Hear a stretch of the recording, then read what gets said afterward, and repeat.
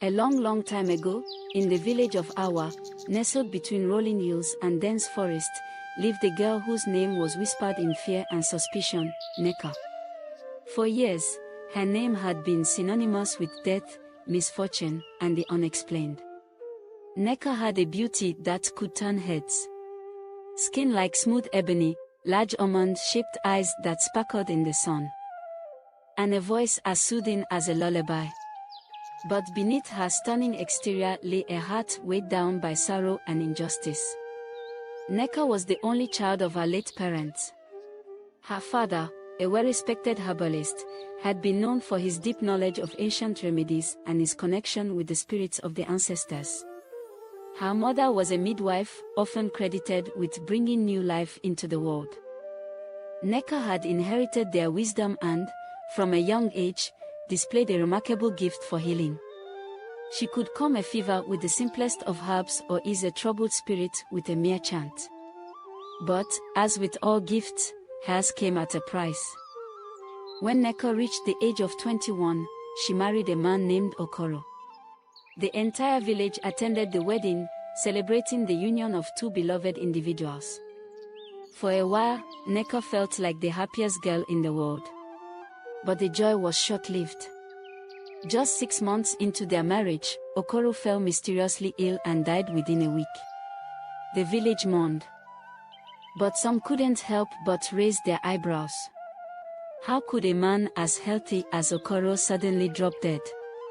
Nneka's grief was genuine, but it wasn't enough to quench people's doubts.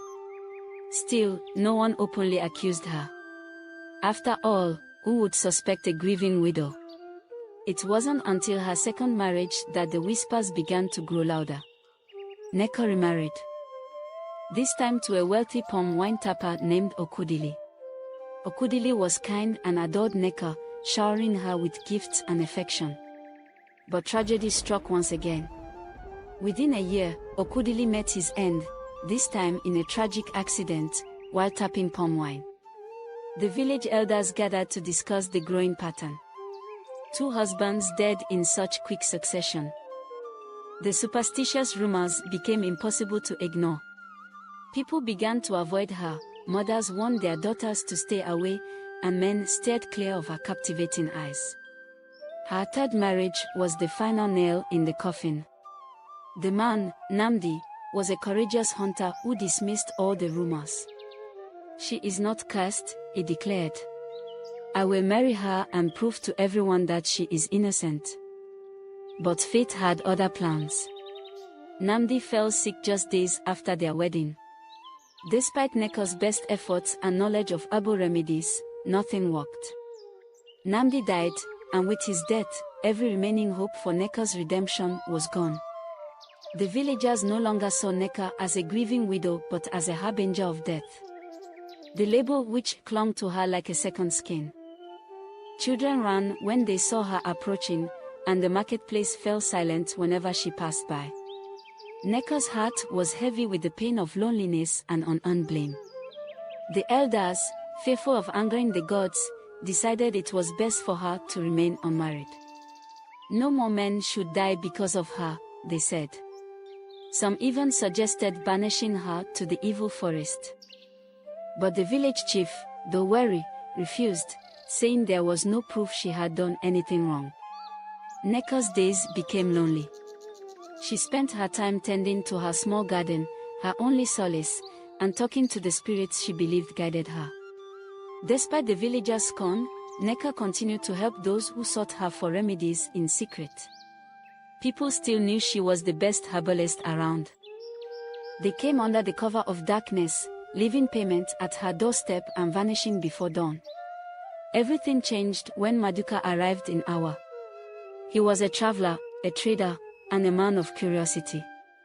Tall, strong, and confident, Maduka had heard the rumors of a witch in Awa but didn't let them deter him. He was fascinated by the supernatural and had spent years studying different spiritual practices across various kingdoms.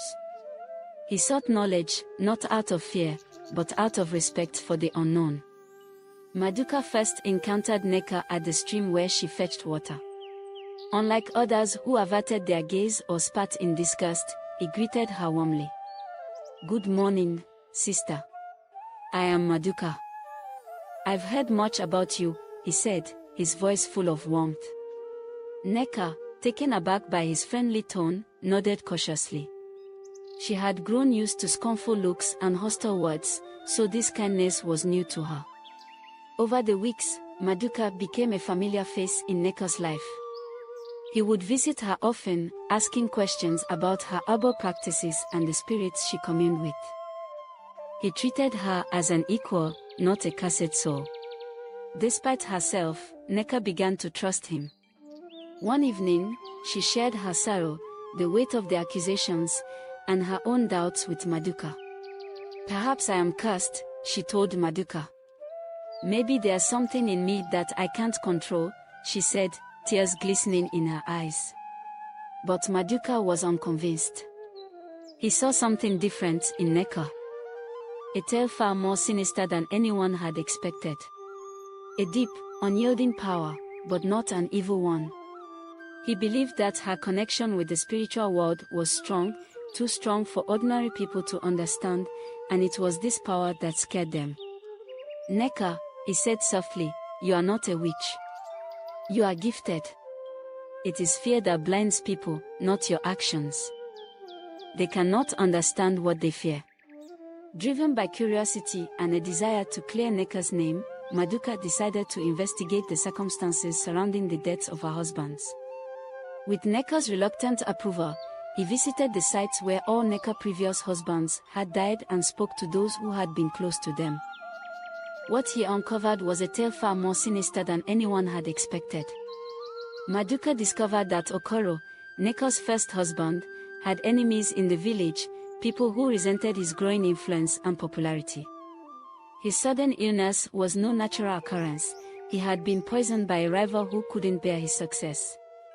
Okudili's death too was no accident. His fall from the palm tree was orchestrated by jealous competitors who wanted to control his business. Nnamdi's illness, however, was a result of a curse laid upon him by a scorned lover from another village who couldn't bear to see him with Nneka. Maduka's findings stunned the village. The deaths of Nneka's husbands had nothing to do with her. She was simply a victim of tragic coincidences and human maliciousness. When he presented the evidence to the village elders, they were both shocked and shamed. They had allowed fear and superstition to cloud their judgment.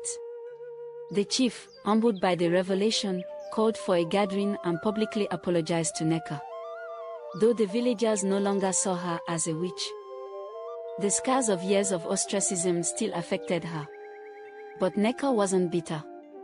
She knew that fear often clouded people's judgment and that forgiveness was a gift she could give herself. With Maduka's encouragement, she slowly reintegrated into the community, no longer shunned but respected for her wisdom and resilience. Maduka, now Nneka's closest companion, never asked for more than friendship. Though it was clear that his feelings ran deeper. Nneka, for the first time, allowed herself to hope for happiness again. She was no longer the cursed widow of Awa but a healer, a wise woman, and someone who had overcome the darkest of trials. The tale of Nneka and Maduka spread beyond Awa, a story of fear turned to understanding, of love blossoming where hate once festered, and of the power of truth to dispel even the darkest shadows. And in time, the woman once labeled a witch became a legend, remembered not for the deaths that surrounded her but for her strength, her knowledge, and the man who saw her not as a witch, but as a queen.